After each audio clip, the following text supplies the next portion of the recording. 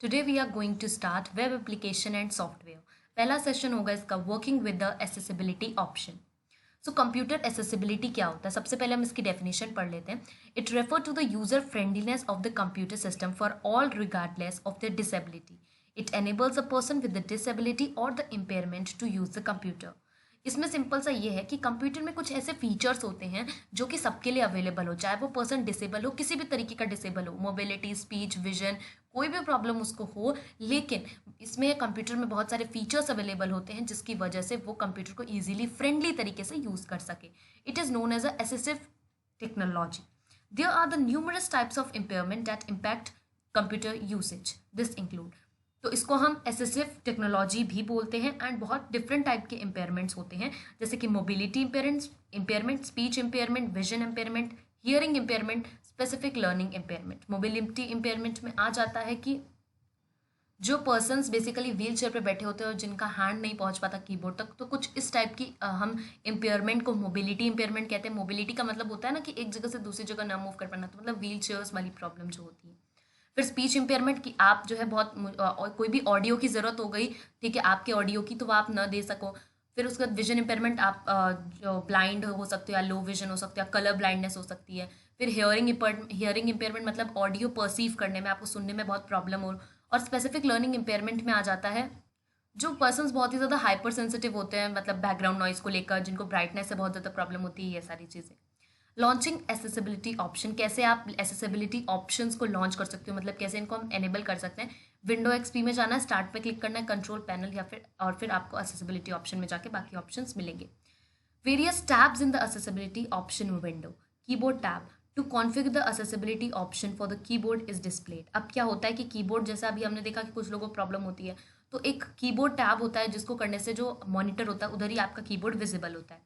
फिर sticky keys देख लेते हैं. Sticky keys is an accessibility feature to help the computer users with a physical disability, but it is also used by other as. इसमें simple आपको इतना याद रखना है, जिन लोगों को प्रॉब्लम होती है जैसे दो कीज एक साथ प्रेस करने में, तो कंट्रोल शिफ्ट ये सारी कीज जो होती है वो प्रेजेंट रहती हैं, ताकि पर्सन पहले इनको प्रेस करके रखे, और जब पर्सन इनको प्रेस करके रखेगा तो तब तक ये एक्टिव रहेंगी, और बाद में बाकी आप कोई भी और की दबानी है तो आप दबा सकते हैं, जैसे कंट्रोल+S, कंट्रोल+T, कुछ भी.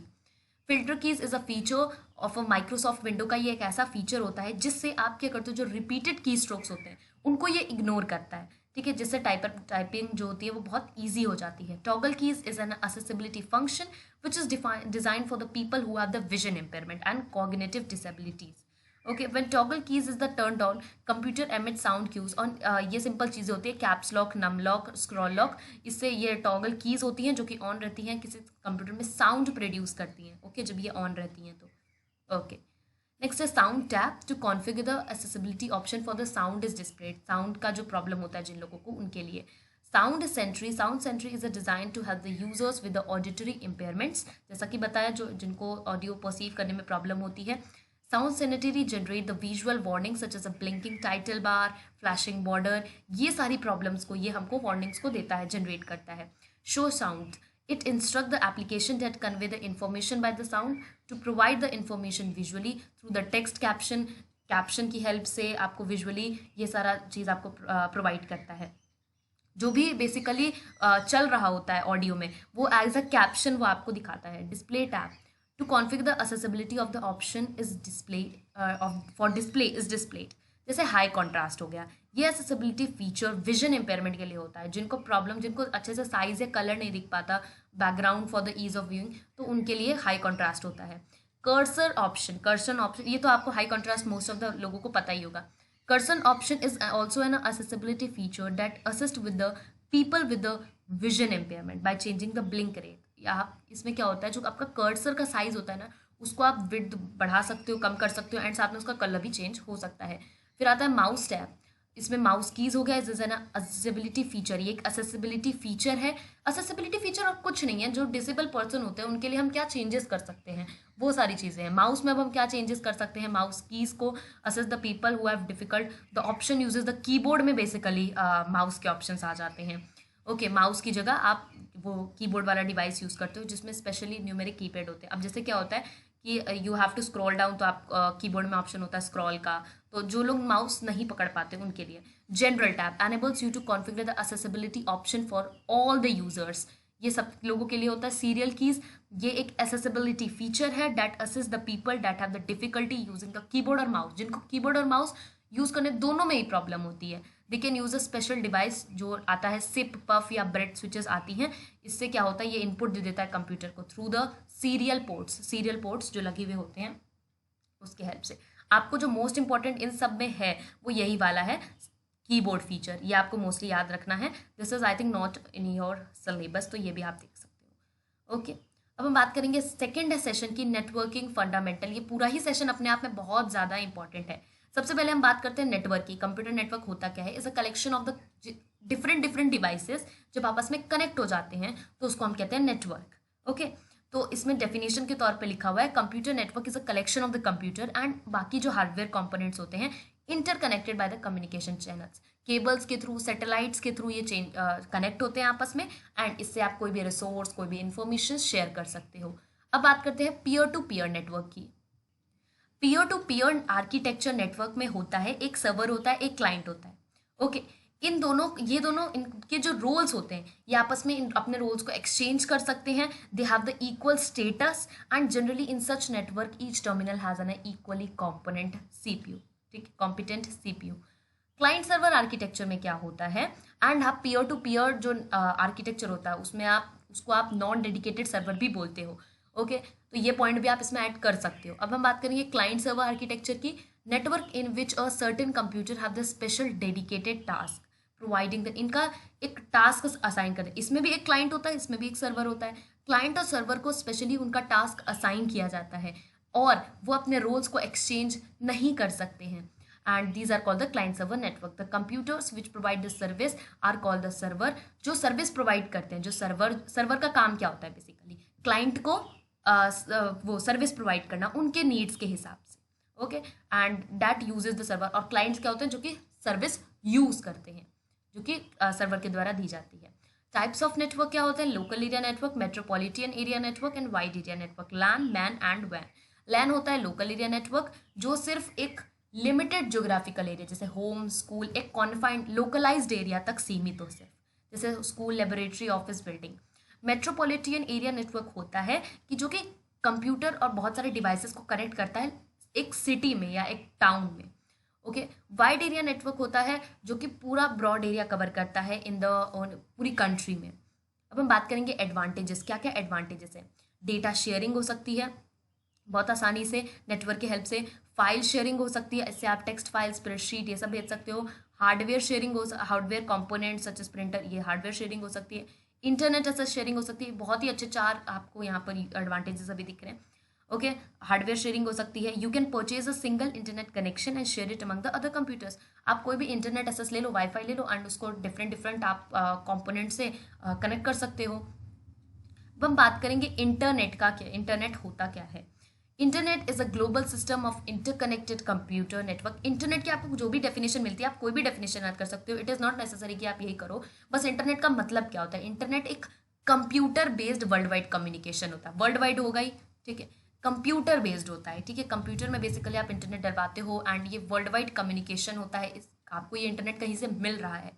ओके, इस तरीके का होता है। And internet protocol suite to serve the billions of the users world wide, इसीलिए हमने इसको वर्ल्ड वाइड नाम दिया। It is a network of networks.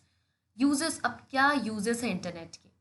Internet is use by students, educational institute to gather the information, research करने के लिए आप बहुत सारे स्टूडेंट्स इसको यूज़ करते हैं। ऑनलाइन शॉपिंग के लिए यूज़ होता है, मेल भेजने के लिए एंड रिसीव करने के लिए होता है, गेम्स खेलने के लिए होता है, ऑनलाइन ट्रांजेक्शन के लिए होता है। तो नेटवर्क का अगर आपको एडवांटेज पूछा जाएगा तो वो अलग है, इंटरनेट का एडवांटेज पूछा जाएगा तो वो अलग है। ओके, नेक्स्ट अब हम बात करेंगे वर्ल्ड वाइड वेब की। अब हम बात करेंगे वर्ल्ड वाइड वेब की। वर्ल्ड वाइड वेब जिसको आप www से बुलाते हो या फिर W3 से बुलाते हो, जिसको कॉमनली हम वेब बोलते हैं। It is a system of interconnected hyper text document. वैसे अगर वर्ल्ड वाइड वेब की मैं आपको डेफिनेशन बताऊं तो it is a set of standards protocols जो कि that allows a multimedia and hypertext, जो लिंक होते हैं मल्टीमीडिया, इन सब ये सब आपस में लिंक कर सकते हो, आप इन सबको डिस्प्ले कर सकते हो, कनेक्ट कर सकते हो। एंड वेब ब्राउजर क्या होता है? वेब ब्राउजर एक ऐसा सॉफ्टवेयर होता है जिससे आप बहुत तरह तरह की वेबसाइट देखते हो, ये सब आपको पता ही है वेब ब्राउजर क्या होता है, जिसमें बहुत सारी वेबसाइट होती हैं बट वो वेबसाइट आपस में कनेक्टेड होती हैं। वेब सर्वर क्या होता है? ये एक तरीके का कंप्यूटर होता है जो कि सारी वेबसाइट का इन्फॉर्मेशन स्टोर करके रखता है, जितनी भी रिलेटेड फाइल्स आप देखते हो वो सब स्टोर करके रखता है। इंटरनेट सर्विस प्रोवाइडर, ये बेसिकली पूछा जाता है एंड ये बहुत ज़्यादा इंपॉर्टेंट है आपके लिए।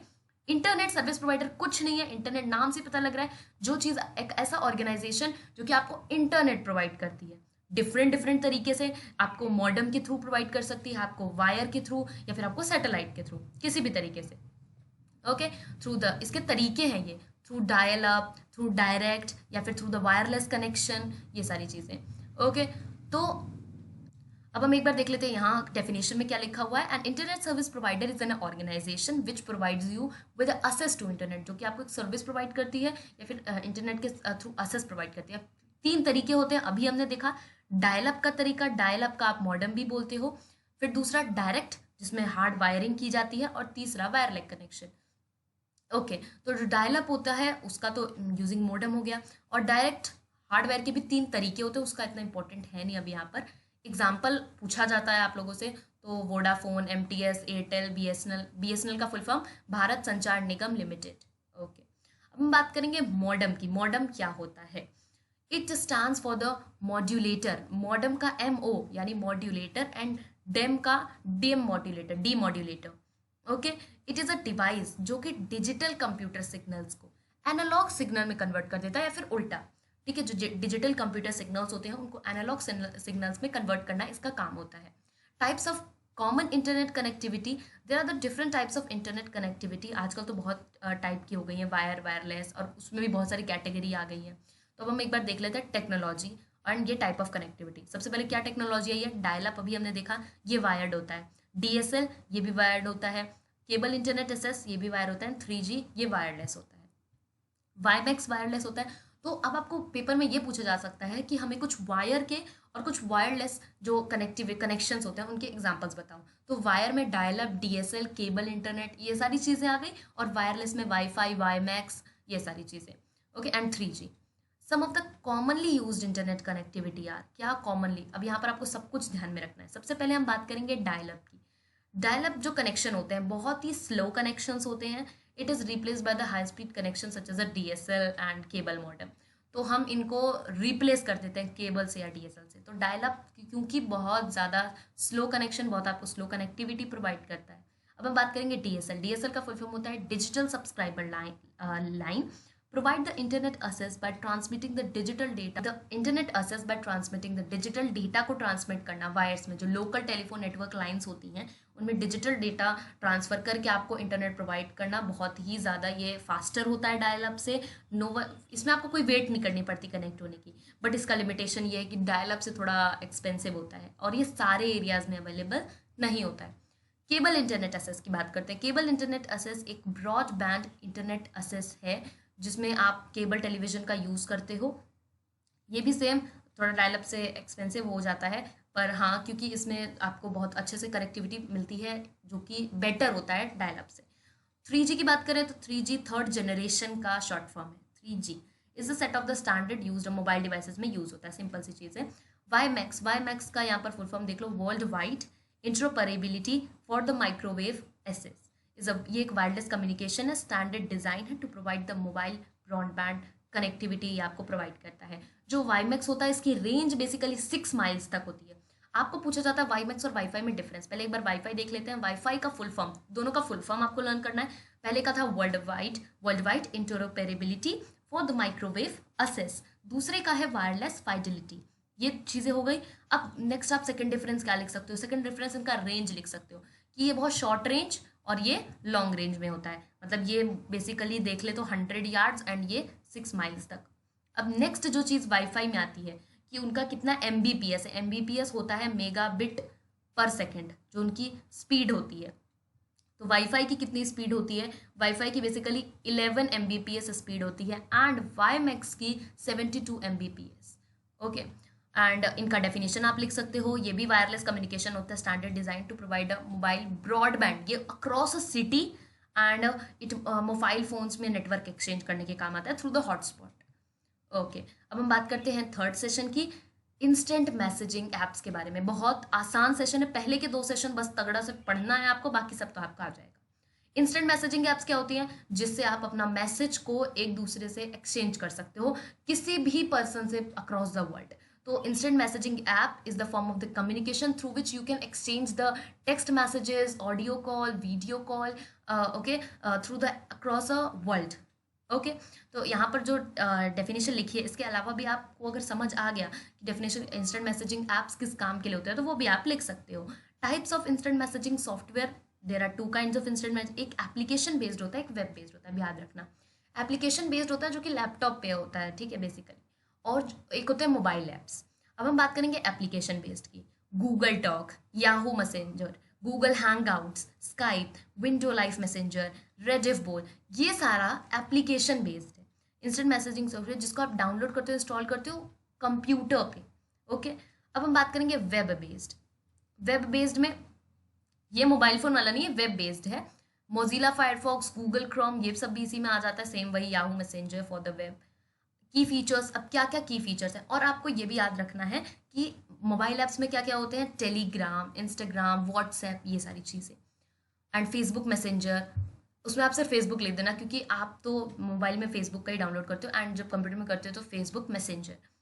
वेब बेस्ड का देखें तो इट इज़ है ना, वेब बेस्ड हमने देख लिया। की फीचर्स बहुत इंपॉर्टेंट है, की फीचर्स क्या होते हैं इन इंस्टेंट मैसेजिंग, जो ऐप्स होते हैं, जो एप्लीकेशंस होते हैं, इनका क्या खासियत होता है।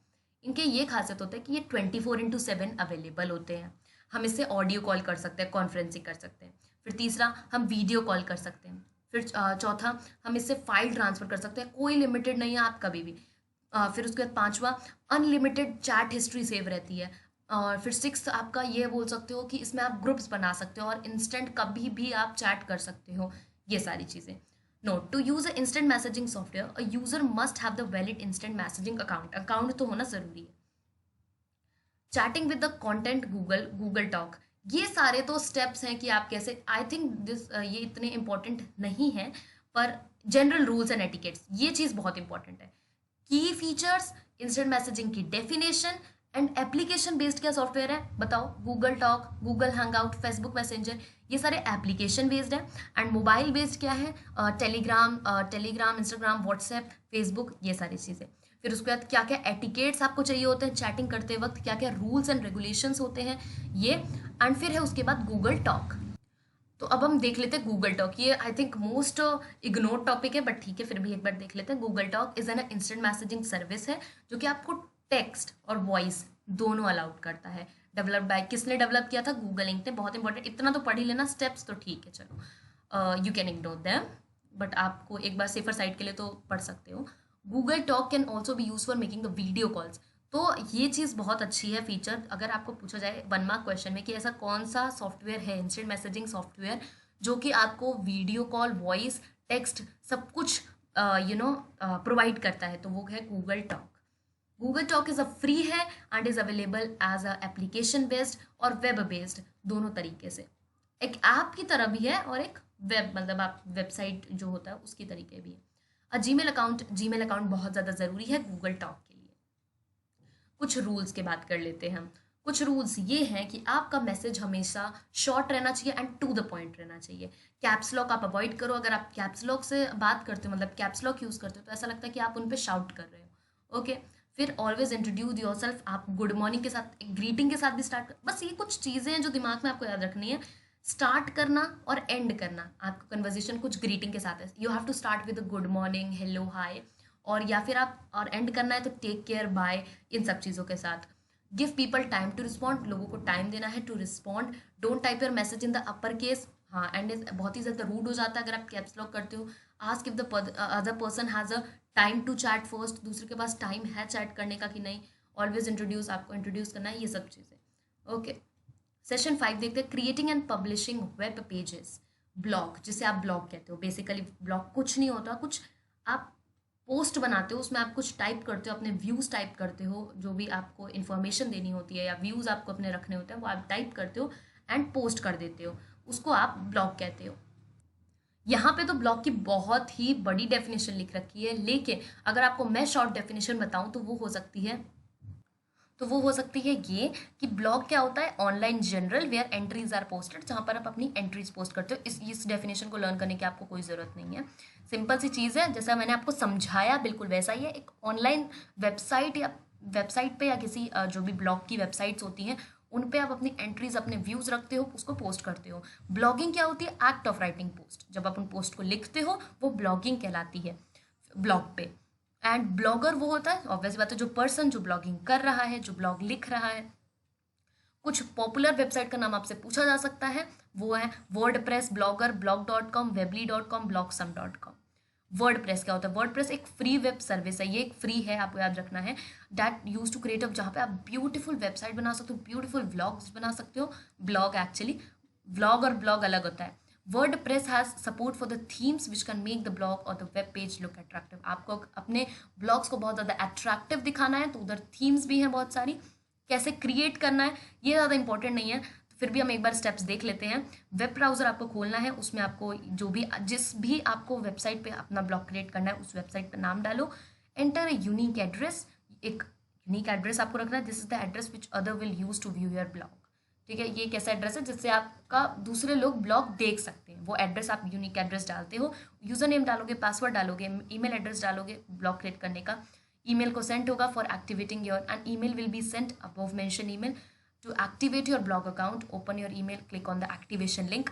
अब जो ईमेल आपने पहले डाला होगा, इस स्टेप का मतलब समझा रही हूँ, जो ईमेल आपने पहले डाला होगा आपके उस ईमेल पे एक एक्टिवेशन लिंक आएगा।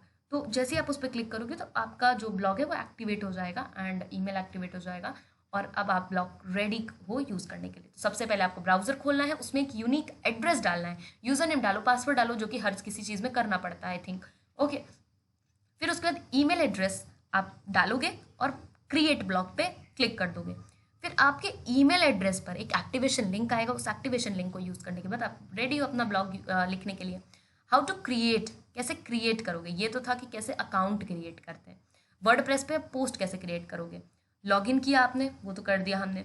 To create a post, new post पे आपको क्लिक करना है, टाइटल लिखो, कंटेंट लिखो, ठीक है, जिसमें आप फोटोज ऐड कर सकते हो, वीडियोस, थीम, सब कुछ कर सकते हो जो भी वर्डप्रेस पे अवेलेबल होगा।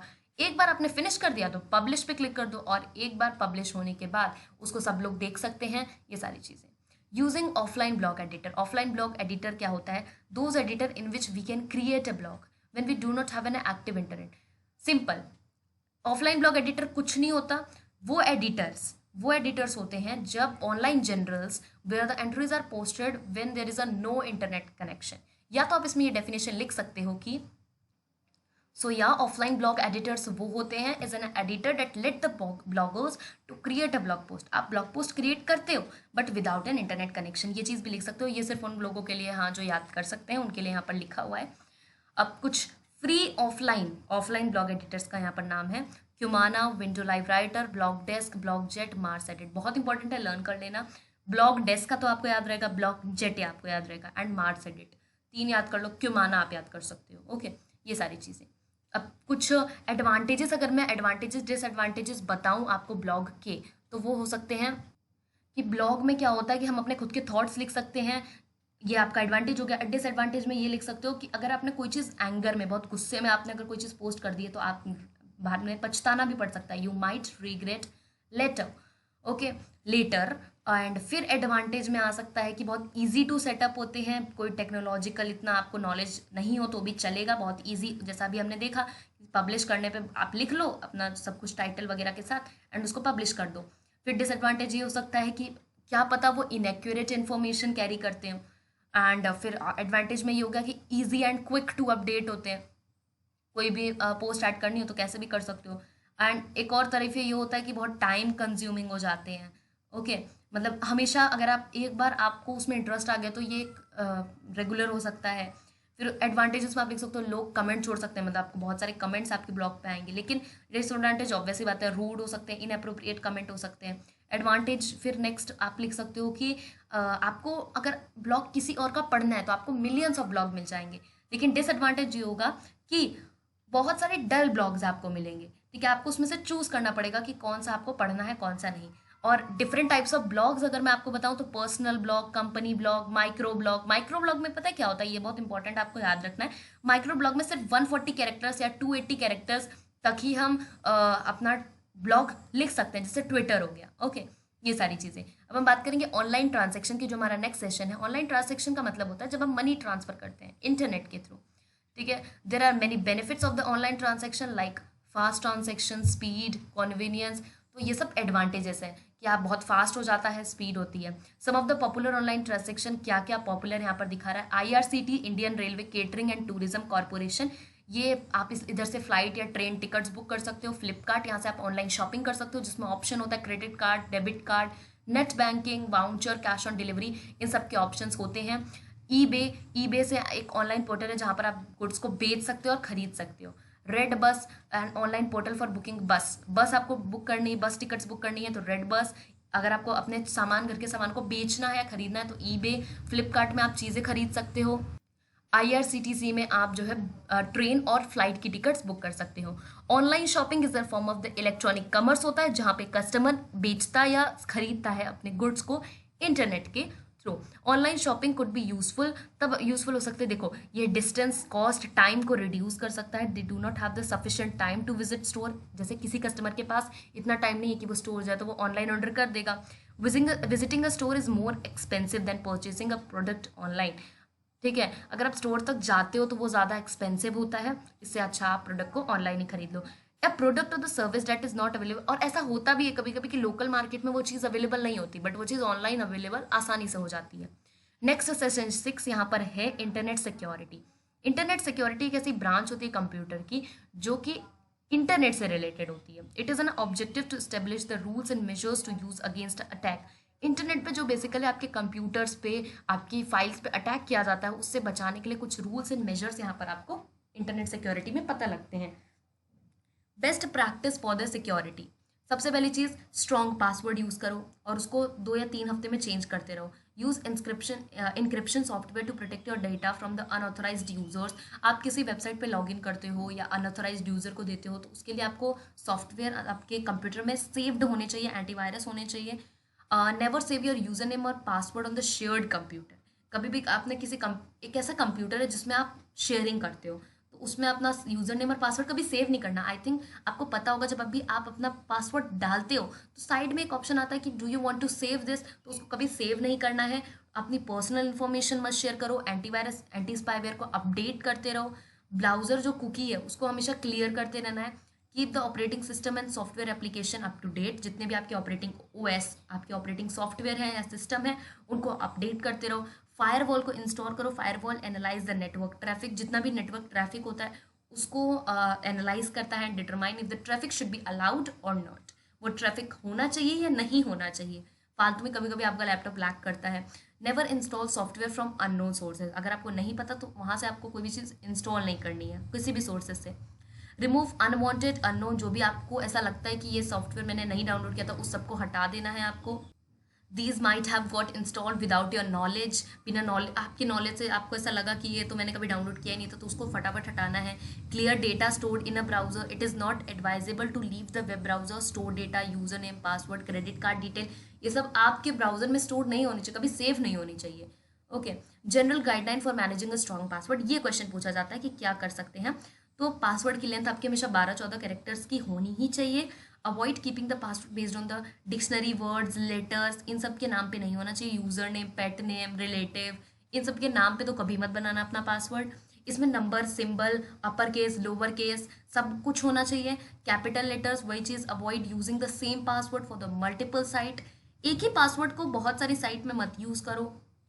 Avoid using something that the public और वर्कमेट्स नो यू स्ट्रांगली लाइक और डिसलाइक, कुछ ऐसा पासवर्ड आप मत रखो कि दैट द पब्लिक और वर्कमेट्स को बहुत ही स्ट्रांगली लाइक या डिसलाइक कर सके। ओके, अब हम बात करते हैं नेक्स्ट सेशन की, maintain work place safety. Every organization must follow the standard set of safety rules and the procedures, कुछ रूल्स एंड रेगुलेशन हर ऑर्गेनाइजेशन को हर जगह पे आपको फॉलो करने चाहिए। अब हम बात करते हैं कि अगर आप फायर, कहीं आग लग जाए तो वो क्या सेफ्टी रूल्स है जो आप फॉलो करोगे। ओके, तो सबसे पहले fire escape plans must be installed, कि अगर फायर हो जाए तो क्या प्लान्स होने चाहिए उस टाइम पे, वो सबको पता होने चाहिए एंड इंस्टॉल्ड होने चाहिए प्रॉपरली। कंडक्ट रेगुलर ड्रिल्स होनी चाहिए, लोगों को सिखाना चाहिए कि ये इस तरीके का आपको करना है अगर फायर लग जाए। स्मोक अलार्म होना चाहिए। Keep work place no smoking zone, हमेशा जहाँ पे भी बहुत लोग काम कर रहे हैं ऑफिस की जगह वहाँ पर स्मोकिंग नहीं अलाउड होनी चाहिए। Maintain of safety equipment must be taken care of regularly. जो भी सेफ्टी इक्विपमेंट्स है, सेफ्टी इक्विपमेंट्स क्या हो सकते हैं, आपका फायर एक्सटिंग्विशर हो सकता है, इन सब चीज़ों को हमेशा मेंटेन करते रहना चाहिए। Falls and slip safety rule, गिरने के जब आप कहीं पे गिर जाते हो या आपको चोट वगैरह लग जाती है तो उधर के क्या सेफ्टी रूल्स होने चाहिए। एरिया को हमेशा क्लीन रखना एंड जैसे चिपचिपा सा नहीं होना चाहिए, मतलब स्लिपरी एरिया नहीं होना चाहिए। Work place must be proper ventilated, light आनी चाहिए आपके वर्क प्लेस पे, वेंटिलेटेड होना चाहिए। नॉन स्लिपरी फुटवेयर्स आपको पहनने हैं। Floor must be clean and dry. Oil spill dust must be immediately clean, अगर कहीं पे ऑयल गिर गया स्पेशली तो वो जगह क्लीन होनी चाहिए।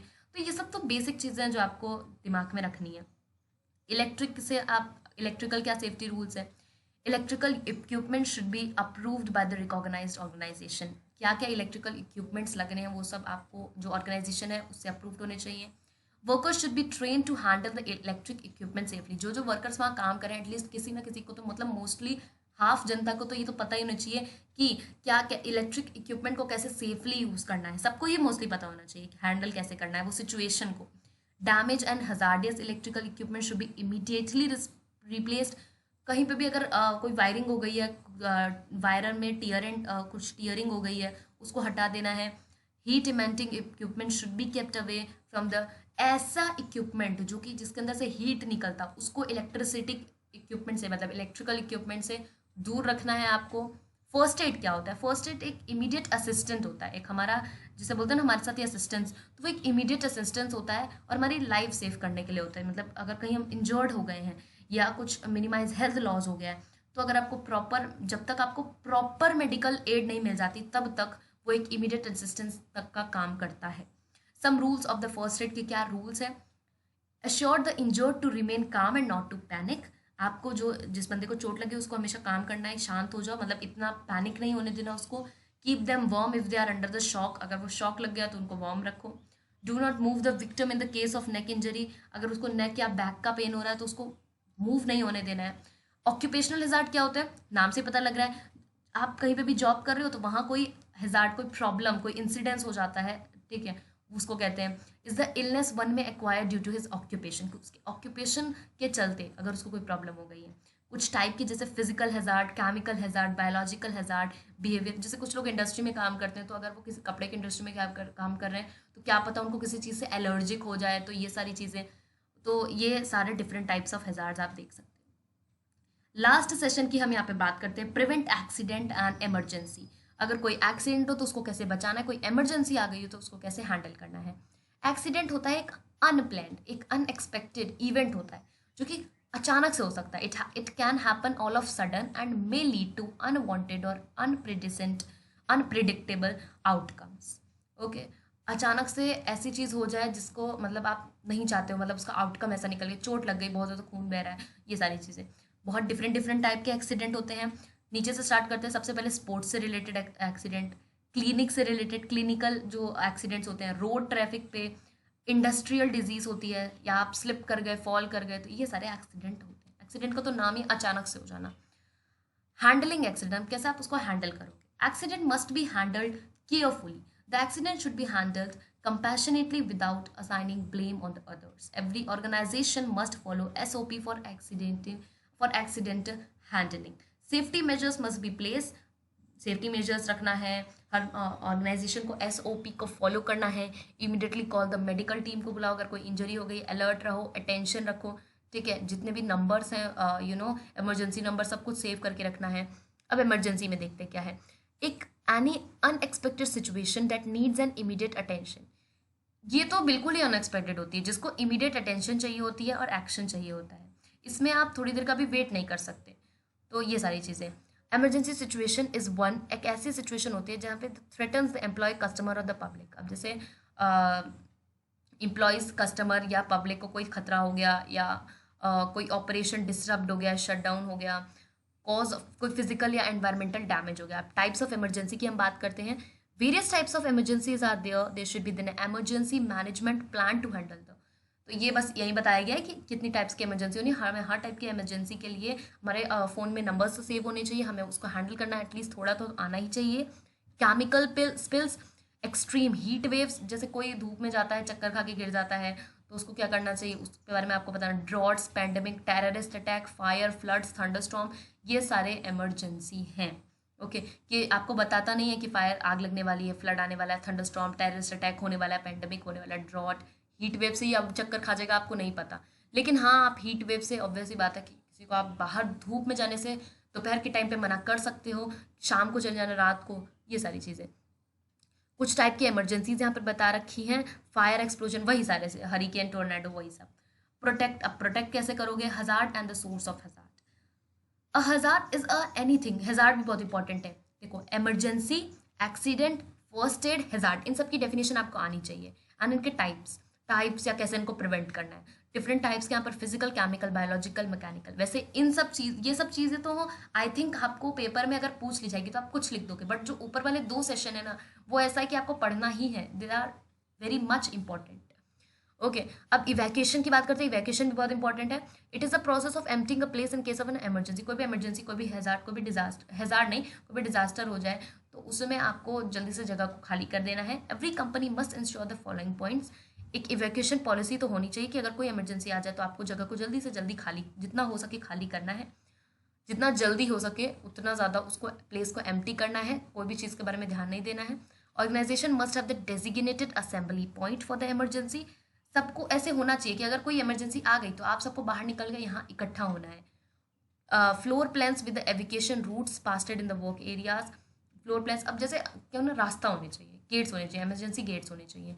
पीरियोडिक एवेल्यूकेशन ड्रिल्स होनी चाहिए कि कैसे, ड्रिल्स तो बहुत इंपॉर्टेंट है हर वर्क प्लेस पे specially. Healthy living has a lasting impact on an individual, which ultimately yields a healthy environment at home as well as a workplace. Healthy living नाम से पता लग रहा है कि कैसा बंदा हेल्दी इन्वायरमेंट में रहता हो, वर्क प्लेस पे भी हेल्दी रहता हो। एक हेल्दी लाइफस्टाइल एक बंदे को उसके काम में भी इंप्रूव करती है, उसकी वेलबींग भी बहुत ज़्यादा इंप्रूव्ड होती है। हेल्दी लाइफस्टाइल का मतलब क्या है? मतलब healthy eating habit, physical activity, stress management, healthy mind, sound sleep, goal setting. तो बस ये चीज़ें आपको करना है। खाना अच्छा है, स्ट्रेस मैनेजमेंट करना है, अच्छी खासी नींद पूरी करनी है, गोल अपना उसको, उसके लिए एक टाइम टेबल बनाना है जिसको आपको फॉलो करना है। ये सारी चीज़ें तो आपके दिमाग में आएंगी, आपको लिख देना है। And nothing else. यहाँ हमारा सेशन कंप्लीट होता, ये पूरा चैप्टर एक्चुअली कंप्लीट होता है, 8 सेशंस कंप्लीट हो जाते हैं। बस आपको यही सब याद रखना है इस चैप्टर में से। आई डोंट थिंक कि और कुछ ज़्यादा पूछा जा सकता है। इस तरीके से आपको प्रिपेयर करना है। And all the best for your exam. Thank you very much.